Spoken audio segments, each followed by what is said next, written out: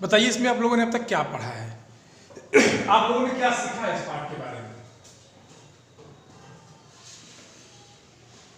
आप लोग इस पाठ को देख रहे हैं, इसमें लिखा है गिल्लू। क्या लिखा है? गिल्लू। गिल्लू नाम क्यों रखा गया और इस लेखिका के बारे में आप क्या जानते हैं? महादेवी वर्मा के बारे में आप क्या जानते हैं? तो पहले तो ये जानिए कि महादेवी वर्मा छायावाद की प्रमुख लेखिका, ठीक, यहीं आपके इलाहाबाद में रहती थी। और इनका जो साहित्य संसार है, जिन्होंने साहित्य रचना जिस पर इन्होंने की है, अधिकतर उन्होंने काव्य पर किया है। अधिकतर इन्होंने किस पे किया है? काव्य पर किया है। हालांकि इन्होंने गद्यों को भी लिखा है। गद्य में जैसे इन्होंने निबंध लिखे हैं, कहानी लिखे हैं और संस्मरण भी लिखे हैं। तो ये जो गिल्लू हमारा जो चैप्टर है, ये भी उनका एक संस्मरण है। अब कहोगे सर संस्मरण क्या होता है? संस्मरण क्या होता है ये जान लो। मान लो जैसे आप लोग हैं या हम हैं, तो अब तक इतने बड़े हम हो गए हैं और हमारे जीवन में ऐसी कोई घटना कभी घटी हो और जिसको अगर हम किसी कागज पर लिख रहे तो ये संस्मरण है। मतलब आपके साथ जो घटना घटी हो, इसके पहले आप उसके ऊपर कुछ लिखते हैं, वही क्या है? संस्मरण है। ठीक, मतलब आपके बीती हुई बातों को याद करके लिखना, ये क्या है? संस्मरण है। यहां तक किसी कोई दिक्कत? तो गिल्लू नामक कहानी संस्मरण से महादेवी वर्मा जी कहीं न कहीं जीव जंतुओं के प्रति उनकी जो आस्था रही, जो भावनाएं रही, उसको प्रदर्शित किया। समझ गए? और गिल्लू, गिल्लू यानी कि एक गिलहरी का नाम दिया गया है। तो गिलहरी एक जाति होती है, एक जातियों, पक्षियों, छोटे छोटे प्राणियों की जाति होती है गिलहरी। तो गिल्लू कह देने से कि जातिवाचक जो संज्ञा है आपका व्यक्तिवाचक संज्ञा बन जाएगा। जैसे हम सब आप सब लोग लड़के हैं तो ये जाति है, लेकिन अभी आयुष कह दिया जाए तो ये व्यक्तिवाचक संज्ञा हो जाएगा। बात समझ रहे ना? किसी एक व्यक्ति का जब नाम बताया जाए तो आप व्यक्तिवाचक संज्ञा होती है, आप सब लोग जानते हैं। तो ठीक इसी प्रकार का घटनाक्रम इस गिल्लू में चलता। सीधे बैठ जाओ, क्या बैठते हो, कैसे बैठते हो, क्लास में बैठते हो कि कुछ समझ में नहीं, एक बार बाहर निकाल के बैठ जाओ। एकदम मतलब यार कोई सेंस नहीं है, कैसे क्लास में? तो सिखाया नहीं जाता क्या? आगे आगे बैठो, यहाँ आगे बैठो, तो यहाँ आके बैठो ना, ये जगह ठीक है, आके पहले चेक तो करो। क्यों वहां फिट बैठते हो? अब कभी अपने आप को कहीं फिट करके देख लो। वो सीट बड़ी और सारे छोटे। वहां आके बैठो, इस पे आके बैठो, चेक करके देखो। अब ठीक है? अभी नहीं ठीक है? सर आयुष इस पे बैठो, आयुष जाओ, एक्सचेंज करो, एक्सचेंज करो, एक्सचेंज करो। तुम वहीं बैठ जाओ। ठीक, तो देखो अभी सब संस्मरण पे आते हैं। संस्मरण क्या कहता है? कहती है लेखिका, कहती है कि सोन जूही में आज एक पीली कली लगी है। सोन जूही जानते हैं क्या होता है? सोन जूही पुष्प तो होता है, जूही का एक पुष्प, जूही एक फूल होता है, जूही का एक फूल होता है सोन जूही। सोन क्यों कहते हैं? पीले रंग का क्यों होता है? सुनो, सोन माने यहाँ तुलना सोना धातु से की गई है, तो धातु का रंग पीला होता है, तो वो पीला होता है, इसलिए इसका नाम सोन जूही का। इन्हें तो पीले जूही भी तो कह सकती थी लेखिका, यहाँ पीला जूही भी तो कह सकती थी, लेकिन उसने कहा कि सोन जूही में आज एक पीली कली लगी है। तो संपूर्ण पाठ के सारांश पे हम चलते हैं। एक एक लाइन को पढ़ने से अच्छा कि संपूर्ण पाठ के सारांश पे हम चलते हैं। यहां से यहां तक जब आप आएंगे, सोन जूही में आज एक पीली कली लगी है, इसे देखकर अनायासी उस छोटे जीव का स्मरण हो आया जो इस लता की सघन हरितिमा में छिपकर बैठता था और फिर मेरे निकट पहुंचते ही कंधे पर कूदकर मुझे चौंका देता था। तब मुझे कली की खोज रहती थी, पर आज उस लघु प्राण की खोज है। ये जो पहला पैराग्राफ है, इसमें आप देखिए लेखिका अपनी यादों को याद कर रही है। क्यों याद कर रही है? क्योंकि सोन जूही में एक पीला सा फूल लगा है, तो उसको देख के लेखिका को उसके नीचे बैठने वाले एक जीव की याद आती है। ठीक, और आते क्यों है? क्योंकि जो जीव वहां बैठता था वो लेखिका के जीवन के काफी करीब था। करीब कहने का मतलब है कि लेखिका को परेशान करता था, लेखिका को प्यार करता था, लेखिका का उससे स्नेह था। तो इन सब चीजों के कारण जो वहां जीव बैठता था उसके कारण लेखिका को उससे लगाव हो गया था। तो आज जब लेखिका देखती है कि सोनजूही में पीला फूल लगा है तो उसको देखकर लेखिका को याद आता है कि कोई छोटा जीव यहीं बैठता था।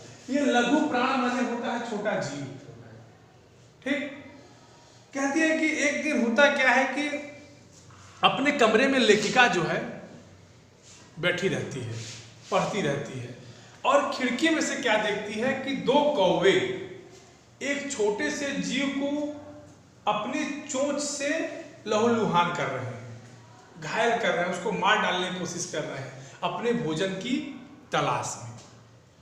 लिखते हैं कि छुआ छुआल का खेल चल रहा था ना, ये लिखा है ना। उसके बाद ये कहती है कि उस न जाने जीव को देखकर मुझे उन्हें दया आ गई। और फिर कौवे के बारे में लिखती है कि कौवा बेचारा अति अपमानित, अति अवमानित, आदरित, अनादरित, मतलब कि कौवा भी गजब जीव है। एक ऐसा समय आता है कि जब कौवे को लोग भगाते हैं, अभी कौवा यहाँ बोलने लगे काव जो तो लोग भगा देंगे, लेकिन एक ऐसा भी मंत्र, एक ऐसा भी महीना होता है पितृपक्ष का महीना जो होता है उसमें लोग कौवे को खोजते हैं। आप लोगों ने देखा होगा लगभग रक्षाबंधन के बाद वाला जो समय होता है जिसको पितृपक्ष बोलते हैं, मातृपक्ष बोलते हैं, जो ये जो महीना होता है इस महीने में लोग क्या करते हैं कि अपने पूर्वजों को श्राद्ध करने के लिए कौवे की खोज करते हैं। कहते हैं कि ये जो कौवे हैं इनको पूर्वजों के रूप में कौवा, पूर्वज हमारे कौवा के रूप में आते हैं, मोर के रूप में भी आ सकते थे, गरुड़ के रूप में भी आ सकते थे, लेकिन अति अनादरित अवमानित के बाद कौवे की विशेषता बताते हुए कहती हैं कि ये कौवे की बात क्या है, ये बेचारे हमारे पूर्वजों के रूप में आते हैं।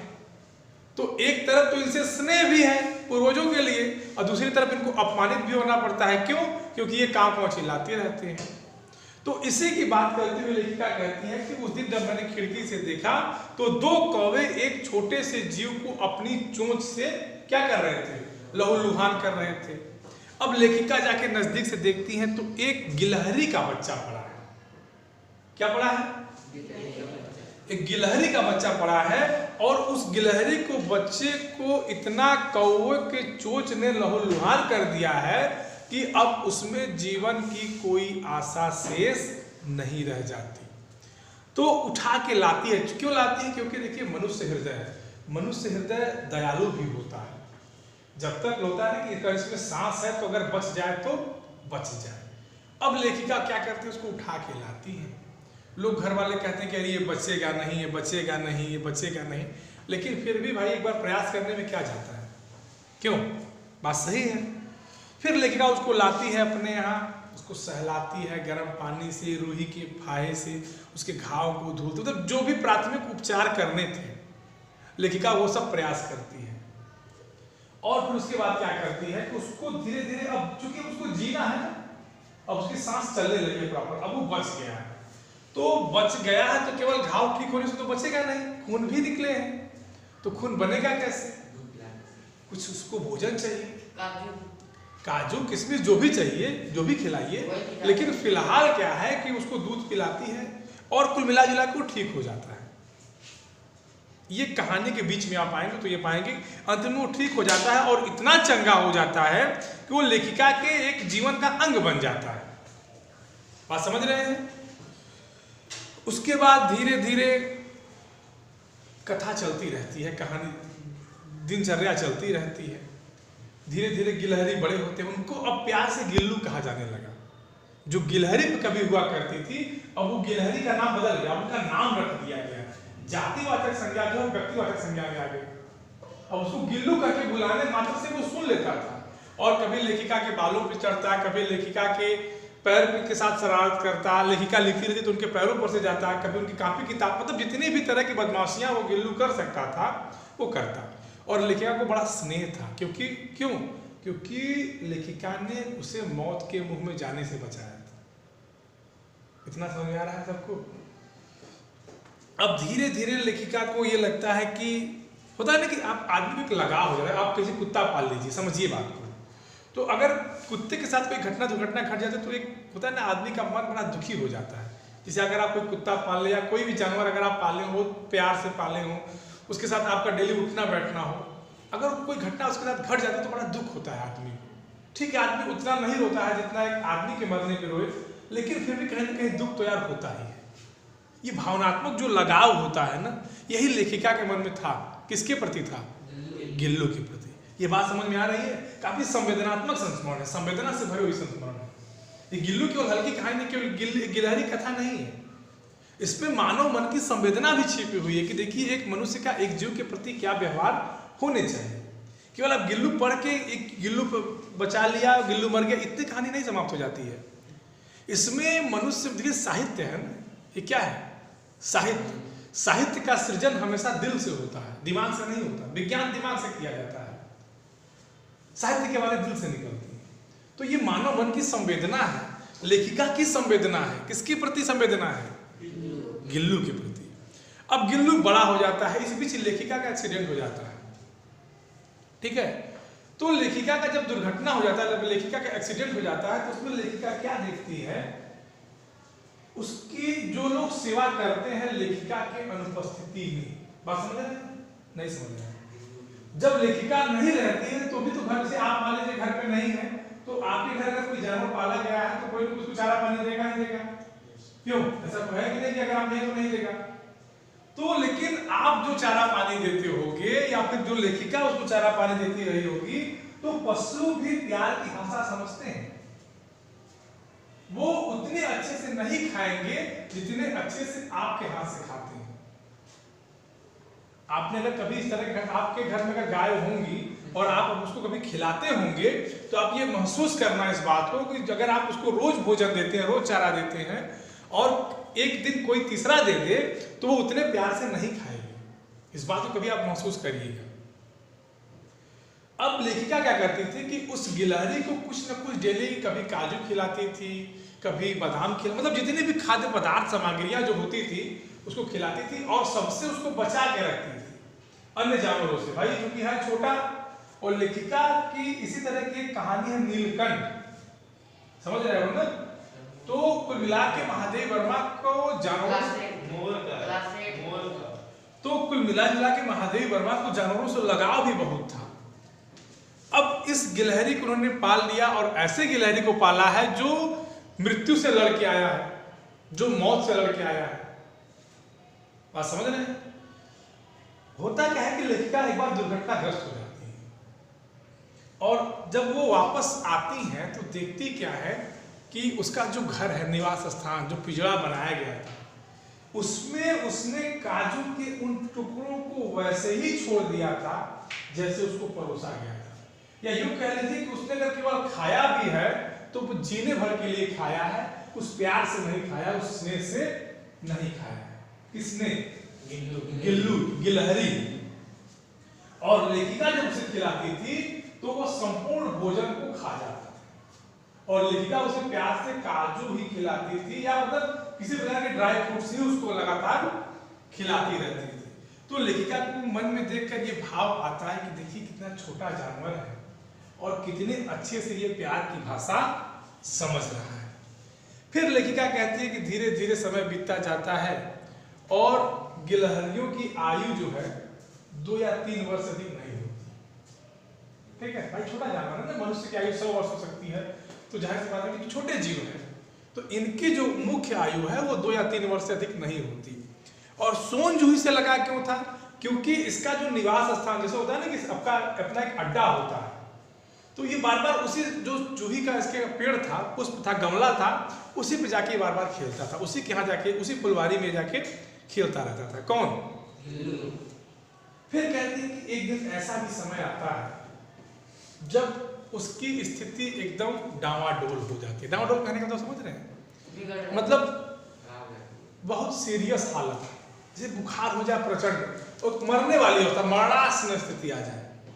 तो होता क्या है कि गिल्लू का भी चूंकि अंतिम दिन चल रहा है, हाँ वो कुछ खाता नहीं, कैसे खाएगा? जब बुखार है उसको तो कैसे खाएगा? लेखिका प्रयास करती है कि कुछ खा ले, लेकिन नहीं। और अंत में जब उसको लेखिका सहलाती है, उठा के देखती है तो वो ठंडा पड़ चुका होता है। ठंडा पड़ना माने मर जाना, समझ रहे हैं। तो खुदा ने कि एक मन से आह निकलती है, आह वेदना निकल विदाई। तो उसके मन में एक आह होती है कि देखिए हमारा कितना इसको प्यार से पाले थे और ये अब हमारे बीच नहीं रहा। फिर लेखिका उसे उठाती है और उसी सोनजूही के नीचे जहां से उसको बचाया गया था, जहां कौवे उसको अपनी चोंच से मार रहे थे, उसी सोनजूही के नीचे ले जाती है और उसी के नीचे उसकी कब्र बना के उसको दफना देती है। अच्छा, दफनाती क्यों है? वही क्यों दफनाती है? उसको लगता है कि जब ये फूल अगर इस सोनजूही में अगर फूल खिलेंगे तो ये मैं मान लूंगी कि ये फूल के रूप में वही मेरा गिल्लू है। तो होता है कि जब फिर वही वहां से शुरू होती है कि जब सोनजूही में पीले फूल निकलते हैं तब लेखिका को देखकर उसके मन में अनायास याद आ जाता है पहली लाइन, अब जाके यहां से मिलती है, अब ये संस्मरण आपका समाप्त होता है। बात समझ गए? लोग उस सोनजूही के फूल में फूल देखते हैं, लेकिन लेखिका उसमें क्या देखती है? गिल्लू देखती है। अब बताइए समझ में आया? अगर आपको इस कहानी का सारांश लिखना हो तो लिख लेंगे? लिख के दिखाओ जो मैंने बोला है अभी लेक्चर में। आप लोग लिख के दिखाइए इसको। समझ में आया कि नहीं पहले ये बता दीजिए। किसी को कोई बोरियत तो नहीं लगी कहानी? है? हाँ।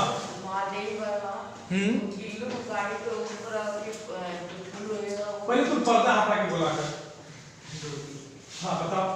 जब महादेव और गिल्लू को गाड़ी तब ऊपर जब फूल हुएगा, गाड़ी नहीं कहा करो, दफनाई तो जो फूल हुएगा वो समझेगी बिल्लू। हाँ। लेकिन अगर कोई और गाड़ी तो समझेगा कि उसका हमारा फूल है। ठीक है, बैठ जाओ। कोई बोर तो नहीं हुआ ना?